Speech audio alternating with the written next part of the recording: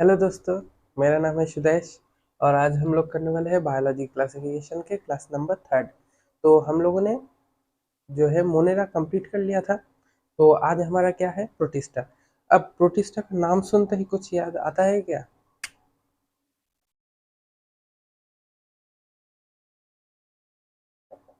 नाम से तो कुछ याद नहीं आता, तो कुछ फीचर लिख देते हैं। ये होते हैं यूनिसेलुलर यूकैरियोट्स। अब इसी इसके सिर्फ इतने नाम से, यूनिसेलुलर यूकैरियोट से, हम इसके बहुत सारे फीचर्स पता चलते हैं। फीचर्स क्या है?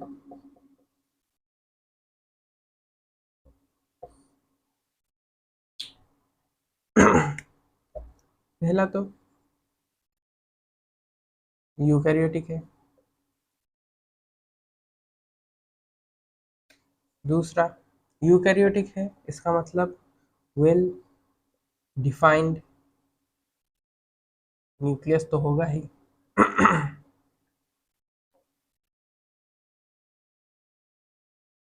और क्या होगा? यूकैरियोटिक और यूनिसेलुलर के जितने भी फीचर्स याद आते हैं लिख दो। जो membrane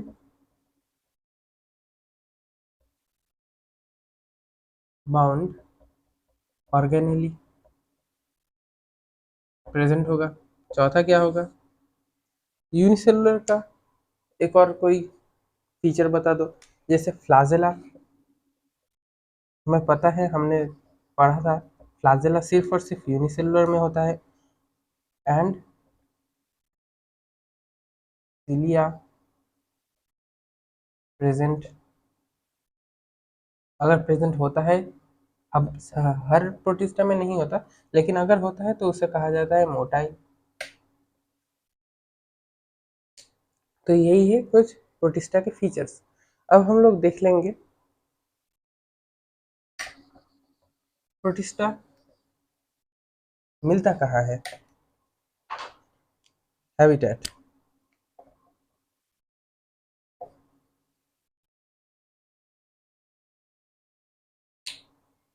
mainly marine, sorry, mainly in water. अगर and terrestrial if moisture present, यानी पानी तो लगेगा, या तो सीधा पानी में हो, या फिर कोई टेरेस्ट्रियल हिस्सा जहाँ पर मॉइस्चर है, यानी ज़्यादा से ज़्यादा पानी की प्रेजेंस है, वहाँ पर ही हो सकता है इसका हैबिटेट। अब देख लेते हैं न्यूट्रिशन।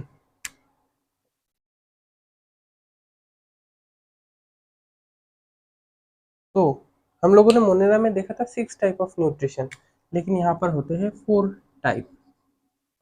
क्या क्या होता है? एक है ऑक्सीजनिक, यानी ऑटोट्रॉफिक। और है सैप्रोफाइटिक, सिम्बायोटिक,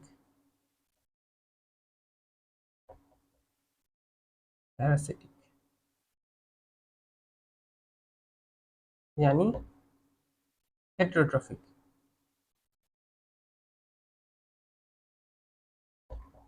तो यहाँ पर हमें मिले 4 प्रकार के। एक है ऑक्सीजनिक जो है ऑटोट्रॉफ, और 3 है हेटेरोट्रॉफ के। हमारे ऑटोट्रॉफ के और 2 थे, एक था एनऑक्सीजेनिक और एक था केमो ऑटोट्रॉफ। तो वो वाले 2 इसमें नहीं मिलते, और आगे भी जितने आएंगे उनमें भी नहीं मिलेंगे, वो सिर्फ और सिर्फ मोनेरा के हिस्सा था। अब रिप्रोडक्शन।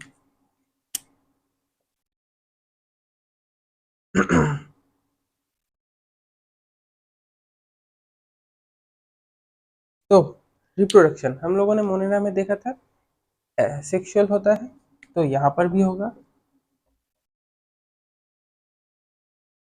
और वहां पर देखा था एक स्यूडो सेक्सुअल टाइप, यानी एक्चुअल में सेक्सुअल नहीं है, लेकिन सेक्सुअल रिप्रोडक्शन का एक पुराना प्रिमिटिव वर्जन था। लेकिन यहाँ पर एक्चुअल सेक्सुअल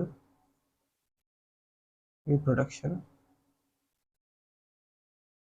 प्रेजेंट। और कैसे समझेंगे एक्चुअल है?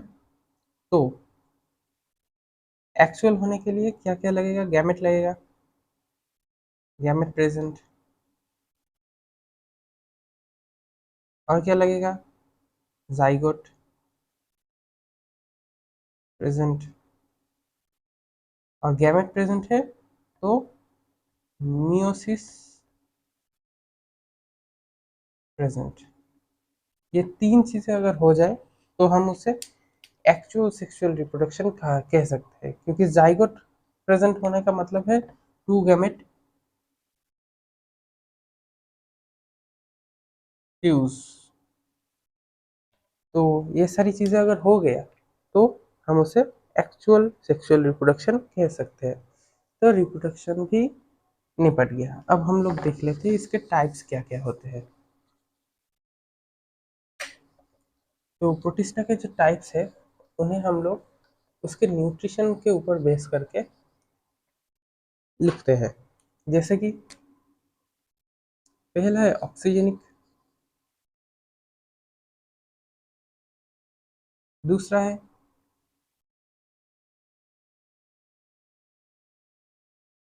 सैप्रोफिटिक। याद तो है ना सैप्रोफिटिक किसे कहते हैं, पैरासिटिक किसे कहते हैं? अगर याद नहीं है एक और बार बता देता हूँ। पैरासिटिक और सिम्बायोटिक, यानी उसके जो चार हमें न्यूट्रिशन वाइज पॉइंट्स मिले थे उन्हीं को बेस करके प्रोटिस्टा को हम लोगों ने डिवाइड कर दिया। ऑक्सीजनिक में हमें मिलते हैं तीन टाइप के। क्या क्या है? पहला है ट्राइसोफाइट, दूसरा है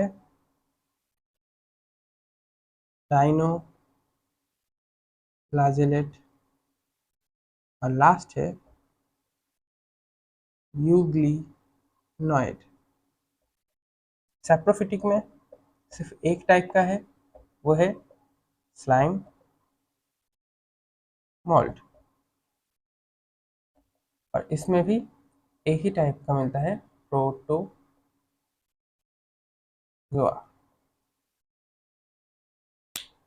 तो सैप्रोफिटिक में मेनली दो है, एक है डेस्मिड्स और दूसरा है डायटम्स। तो मेनली हमें डायटम्स पढ़ना है, और इसका सिर्फ नाम जान लो, इसे गोल्ड एल्गी कहा जाता है। हाँ, और प्रोटोजोआ में फिर से चार हिस्से हैं, लेकिन वो हम लोग बाद में जानेंगे जब प्रोटोजोआ के बारे में डिटेल में पढ़ेंगे। अभी सिर्फ इतना जान लो, ऑक्सीजनिक जो है वो एल्गी से रिजेंबल करता है। सैप्रोफिटिक जो है वो फंगाई से, और ये वाले जो है वो एनिमल से। तो इससे हमें समझ में आ गया प्रोटिस्टा जो है वो मतलब एक अलग ग्रुप तो है, लेकिन वो हर एक अलग अलग किंगडम के कुछ कुछ फीचर्स को लेकर तैयार हुआ है। उसमें एल्गी भी है, फंगी भी है, एनिमल भी है। लेकिन क्योंकि ये सारी यूनिसेलुलर है इसीलिए इन्हें एक अलग किंगडम प्रोटिस्टा में रखा गया है। तो इसीलिए जब प्रोटिस्टा किंगडम नहीं बना था तब यही सारे जो एल्गी वाले हिस्से हैं वो प्लांट किंगडम में थे, और जो फंगी वो भी प्लांट किंगडम में, एनिमल वाला एनिमल किंगडम में था। हमने जब सिस्टम ऑफ किंगडम क्लासिफिकेशन पढ़ा था तब हम लोगों ने देखा था कैसे स्टेप बाय स्टेप प्रोटिस्टा बना, उसके बाद मोनेरा बना, उसके बाद जाके फंगी बना। तो समझ में आ रहा है कि प्रोटिस्टा में क्यों एल्गी, फंगी, एनिमल्स सब एक साथ जैसे मिल गए हैं, तो इसीलिए इसे मिक्स्ड किंगडम कहा जाता है, मिक्स्ड किंगडम। और पर्सनली बोलूँ तो मुझे प्रोटिस्टा ही सबसे ज़्यादा अच्छा लगता है पांचों किंगडम में। अब हम लोग ऑक्सीजेनिक के जो तीन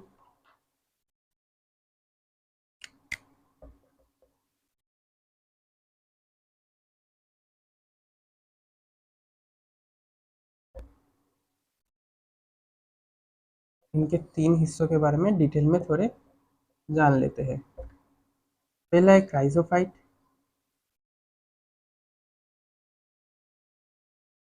दूसरा है हमारा डाइनोफ्लैजेलेट,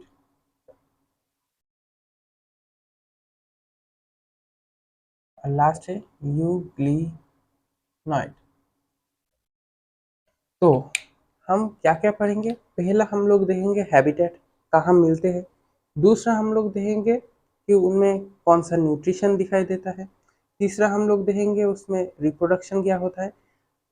और चौथा देखेंगे उनमें पिगमेंट्स क्या क्या मिलते हैं, अगर ऑक्सीजनिक हो तो, क्योंकि ऑक्सीजनिक के ऊपर लिखा ही है तो पिगमेंट तो मिलना ही है।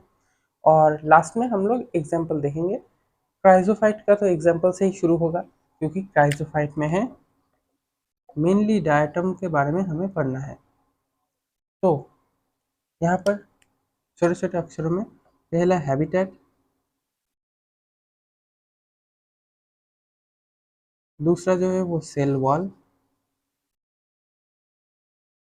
तीसरा जो है वो पिगमेंट,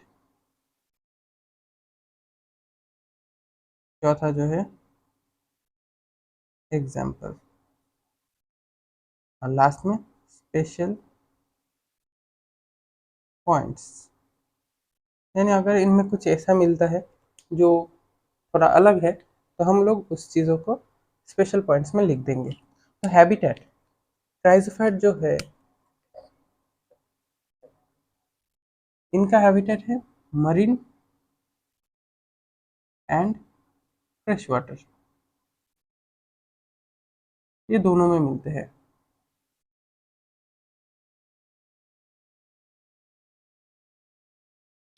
तो मरीन और फ्रेश वाटर दोनों में मिलते हैं। अब मरीन में जो भी मिलेगा उसमें एक चीज़ कॉमन होगी, वो है सिलिका प्लस सेल वॉल।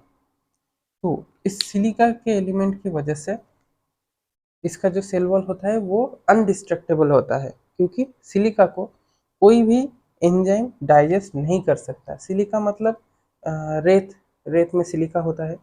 रेत में बहुत सारी चीज़ें होती है, सिलिका उसका सिर्फ एक हिस्सा है। तो सिलिका जो है वो ऐसा कंपाउंड है जिसे कोई भी एंजाइम डाइजेस्ट नहीं कर सकता, इसीलिए वो अनडिस्ट्रक्टेबल होता है। और इसी के रिकॉर्डिंग एक स्पेशल पॉइंट आएगा, लास्ट में देखते हैं। पिगमेंट क्या मिलता है, क्लोरोफिल ए मिलता है,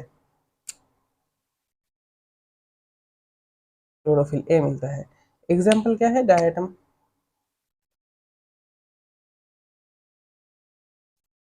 मैंने रिप्रोडक्शन मिस कर दिया मैं बीच में, यहाँ पर एक रिप्रोडक्शन आएगा, देन एग्जाम्पल।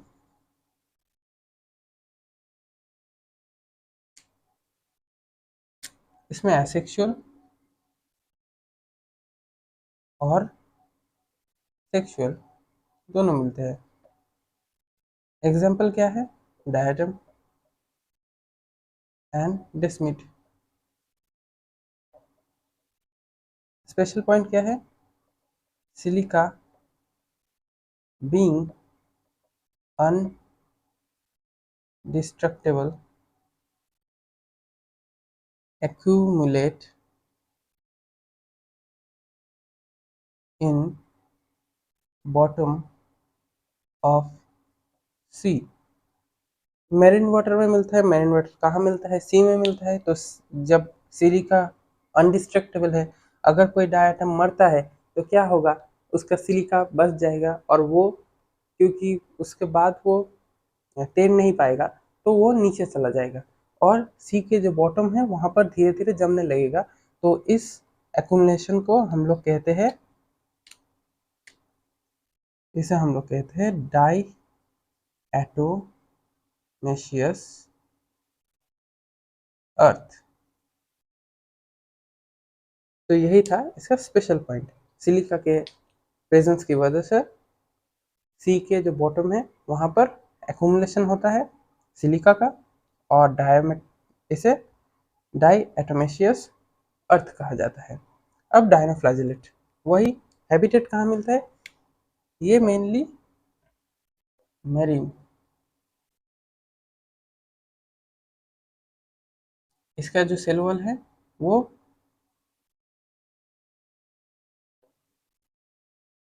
स्टिफ प्लेट्स का तैयार होता है। ओ हाँ, यहाँ पर एक और चीज़ कहना भूल गया था, ये सोप केस लाइक स्ट्रक्चर होता है। अब ये सोप केस लाइक स्ट्रक्चर कैसा होता है? नीचे एक बड़ा होता है यानी सेल वॉल, और ऊपर से एक हिस्सा ऐसे छोटा सेल वॉल उसके ऊपर लगा हुआ होता है। तो दिखने में ये बहुत सा सोप केस होता है। सोप केस अगर आपके घर में है वो तो देख लेना। सोप केस के अंदर सोप रख के ऊपर से ढक दिया जाता है, तो वैसे ही ढक्कन है, और बीच में इसका जो डायटम का मेन हिस्सा है, सेल है, वो रहता है। अब डायफ्लाजेलेट में वापस आते हैं। स्टिफ प्लेट, ये कैसा दिखता है?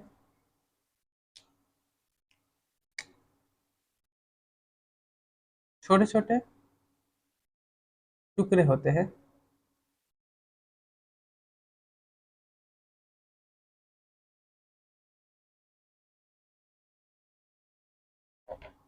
ऐसे टुकड़ों में सेल वॉल इसे कवर करके रखता है, इसलिए सेल वॉल के स्टिफ प्लेट्स कहा गया है। और इसे टुकड़ों में होने की वजह से इनके अंदर कुछ गुफा की टाइप तैयार होते हैं, जिन्हें कहा जाता है ग्रूव। तो इनमें दो तरह के ग्रूव होते हैं,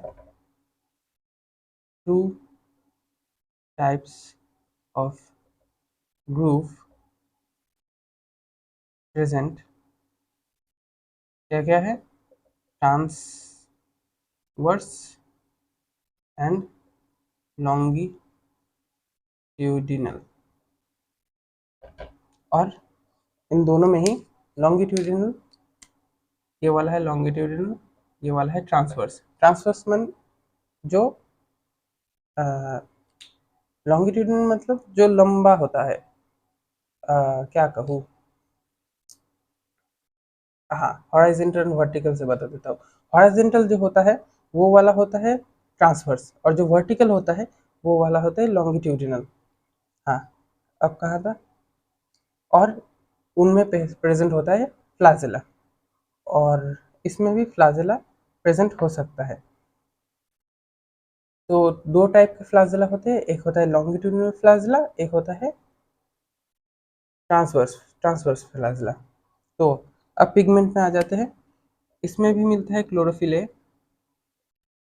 plus some extra pigment which gives colour, यानी कुछ अलग अलग रंग के ब्राउन रेड ऐसे करके पिगमेंट्स होते हैं। रिप्रोडक्शन क्या है? Mainly asexual reproduction present। Example क्या है? ग्लैन्यूलेक्स। ग्लैन्यूलेक्स ये एक रेड डायनोफ्लैजिलेट है।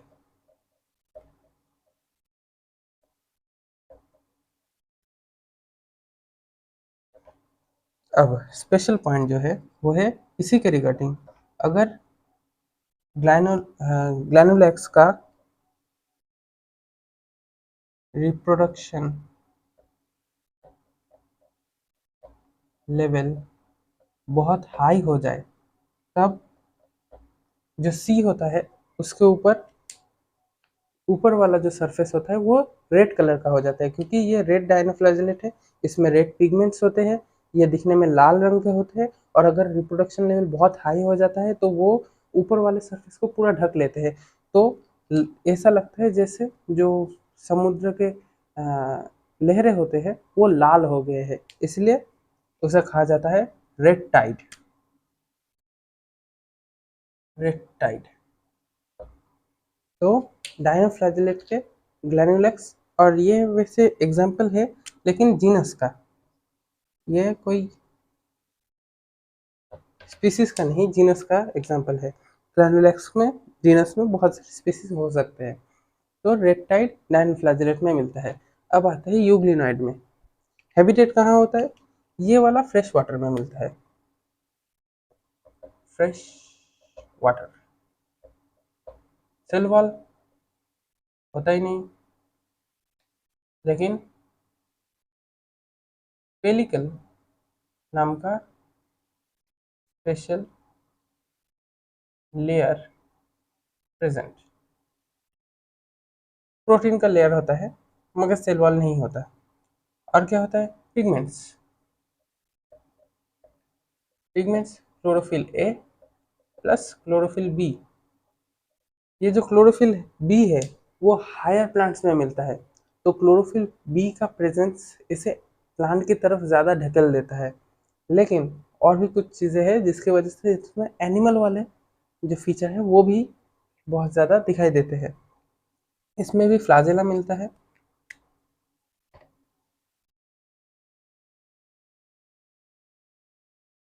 फ्लाजेला, एपिकल, एक अनइक्वल होता है। एपिकल अनइक्वल, एक लॉन्ग, एक शॉर्ट, ऐसा दिखता है एक।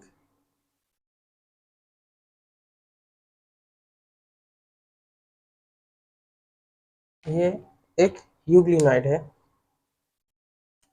इसके ऊपर एक लंबा वाला और एक छोटा वाला फ्लाजेला होता है। एपिकल यानी ऊपर होगा, और अनइक्वल क्योंकि साइज में डिफरेंस है। क्लोरोफिल ए होगा, क्लोरोफिल बी होगा। और अब रिप्रोडक्शन जो है वो एसेक्सुअल होता है। एसेक्सुअल में भी कौन सा वाला? Binary fission. हालांकि अब नए सिलेबस में तो रिप्रोडक्शन इन ऑर्गेनिज्म नहीं है, वरना वहाँ पर भी हम लोग इसके बारे में डिटेल में जानते। तो अभी सिर्फ नाम याद रख लो, बाइनरी फिशन होता है, यानी बीच में से लॉन्गिट्यूडिनल बाइनरी फिशन। लॉन्गिट्यूडिनल कौन सा होता है? जब वर्टिकल में यहाँ पर बीच में से ऐसे डिवाइड हो, तब उसे लॉन्गिट्यूडिनल बाइनरी फिशन कहा जाता है। और अगर इस तरह से हॉरिजॉन्टली डिवाइड होते तो उसे हम लोग ट्रांसवर्स बाइनरी फिशन कहते हैं। तो लॉन्गिट्यूडिनल और ट्रांसवर्स क्या है, आशा करता हूँ समझ गए हो। अब रिप्रोडक्शन हो गया। एग्जाम्पल में यूक्लिना, एग्जाम्पल है यूक्लिना। और स्पेशल पॉइंट, स्पेशल पॉइंट ये है,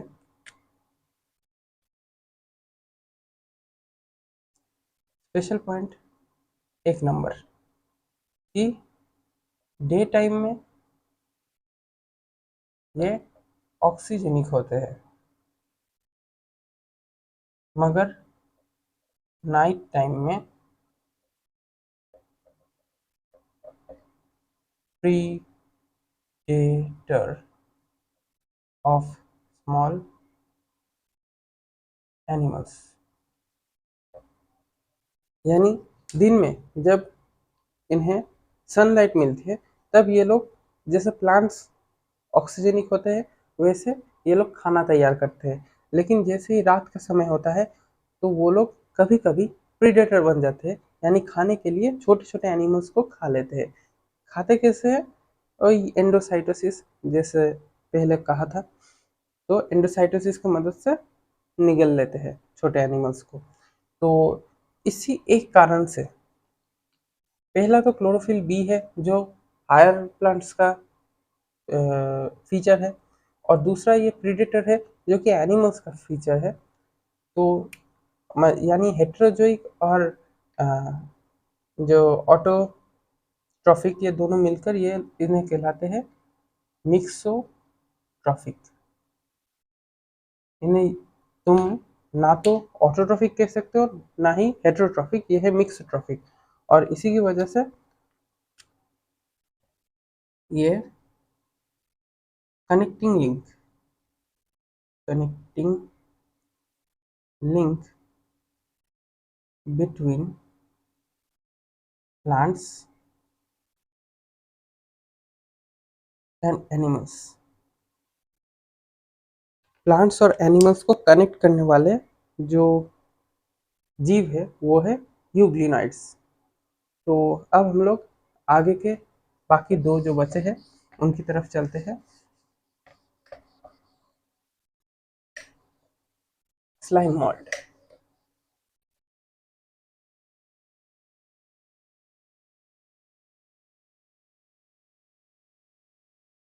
ये जो प्रोटिस्टा है, ये इस किंगडम और हमारे भारत में बहुत सारी समानताएं हैं, क्योंकि हमारे भारत में भी बहुत सारे अलग अलग कल्चर के, अलग अलग प्लेसेस के, अलग अलग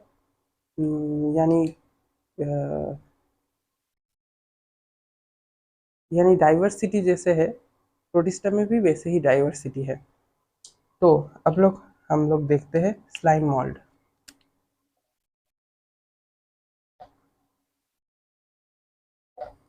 ये कैसा होता है? पहला तो इनकी जो प्राइमरी स्टेट है उसमें सेल वॉल एब्सेंट होता है। दिखने में कैसा होता है? सेल वॉल नहीं, यानी कोई शेप नहीं।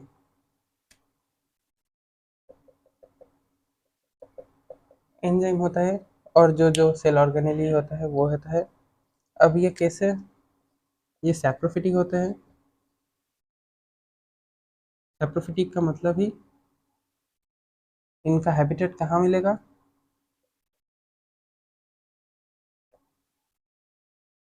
Twin decaying twin and leaves. तो या तो लीव्स में मिलेगा या फिर डिकेइंग ट्विन। ट्विन का मतलब तुम एक जो पेड़ का हिस्सा, कोई डाली समझ सकते हो जो डीके हो रहा है, यानी पच रहा है, उसके ऊपर या फिर किसी लीफ के ऊपर ये मिलता है। सैप्रोफिटिक का मतलब है किसी न किसी मरने वाले चीज़ के ऊपर से जितना भी हो सके वो लोग न्यूट्रिशन निकाल लेते हैं। तो इसका लाइफ साइकिल जो है वो एक बार देख लेते हैं, फिर हमें समझ में आ जाएगा पूरा घटना क्या है। Life cycle. तो पहले एक लीफ के ऊपर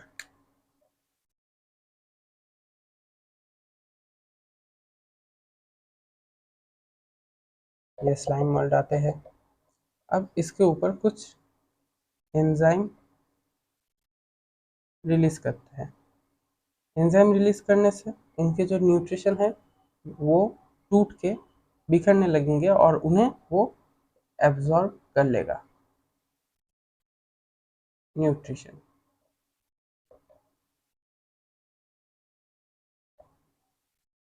न्यूट्रिशन को ये अब्जॉर्ब कर लेगा। अब क्या होगा? फेवरेबल कंडीशन है ये।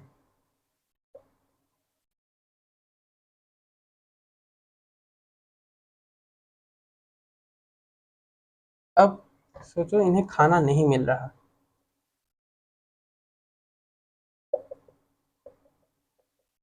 Unfavourable condition.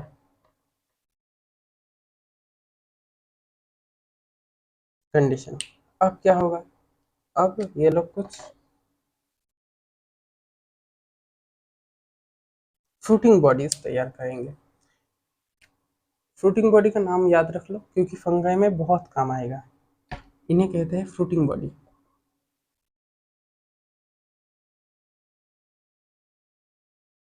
करते क्या है, मेनली स्पोर्स तैयार करते हैं। इनके ऊपर जो है ऐसे छोटे छोटे स्पोर्स डेवलप करते हैं जो यहाँ से रिलीज होते हैं। ये जो स्पोर है वो दिखने में ऐसा होता है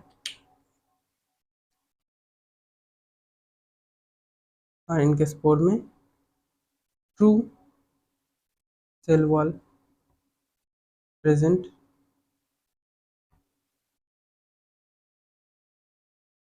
एयर, ये सर्वाइव नहीं, पहले तो एयर करंट से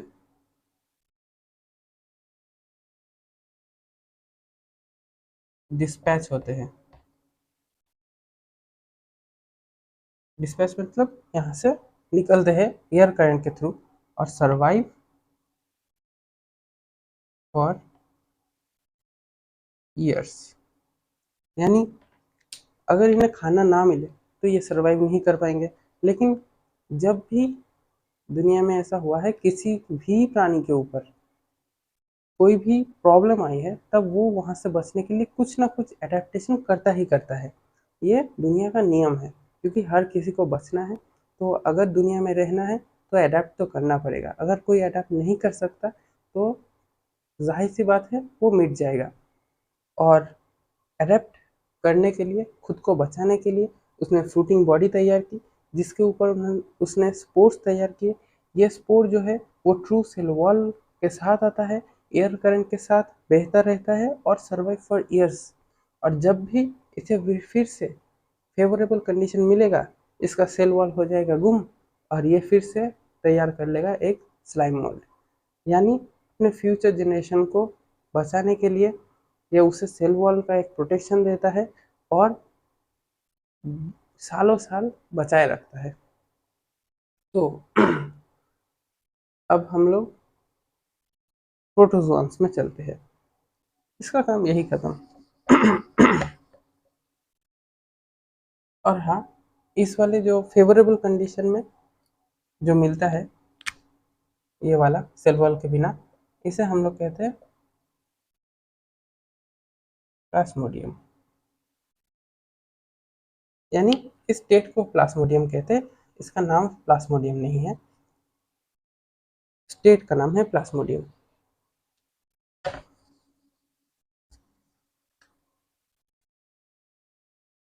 अब आते हैं प्रोटोजोआन।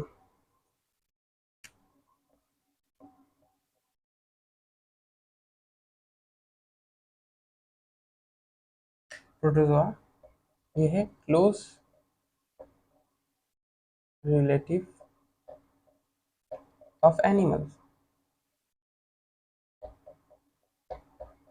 अब इनके टाइप, टाइप को कैसे डिफाइन किया गया है, type on the basis of locomotory organ. यानी कौन सा लोकोमोटरी ऑर्गन है उसके ऊपर बेस करके इनके टाइप डिसाइड किए गए हैं। पहला है एमीबॉयड, दूसरा है सिलिएट्स, तीसरा है फ्लैजेलेट्स और लास्ट है प्रोटोजोआंस। मैं कई बार प्रोटोजोआ को प्रोटोजोआंस कहकर भी पुकार रहा था लेकिन वो इसका एक टाइप है प्रोटोजोआ का। अब देख लेते हैं इसमें स्यूडोपोडिया मिलता है, स्यूडो ओ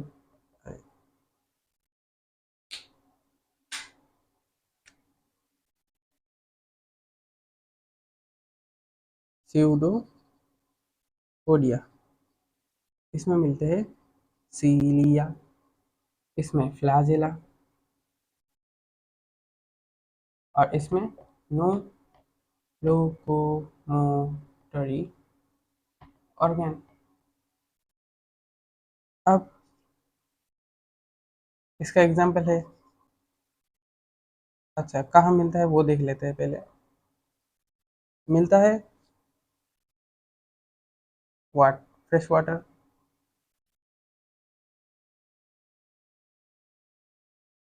मरीन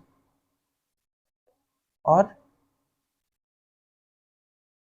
मॉइस्चर लेस। मरीन होगा तो सिलिका मिलेगा। और क्या फीचर है, एग्जाम्पल है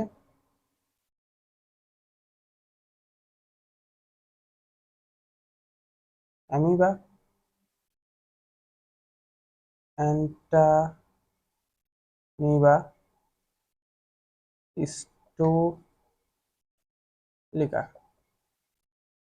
ये पैरासिटिक होता है। और सिलिका ये हेल्प करता है लोकोमोशन में and to carry food towards mouth. यानी सोचो ये सिलिया है और यहाँ पर इसका मुंह है, जो भी एनिमल या प्रोटोजोआ है ये, इसके ऊपर सिलिया है और यहाँ पर इसका मुंह है। यहाँ पर एक फूड आया तो इस फूड को धीरे धीरे इस डायरेक्शन में वो मूव करेगा सिलिया की मदद से और मुंह के अंदर पहुंचा देगा। या तो खुद मूव करेगा किसी मीडियम के अंदर, या फिर किसी खाने को मूव करेगा अपने मुंह की तरफ ताकि वो खा सके। और एग्जाम्पल देखेंगे हम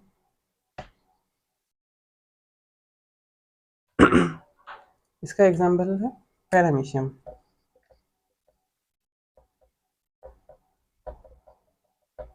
पैरामीशियम फ्लैजेला का क्या काम है, वही लोकोमोशन। एग्जाम्पल क्या है, ट्राइपानोसोमा करता क्या है, स्लीपिंग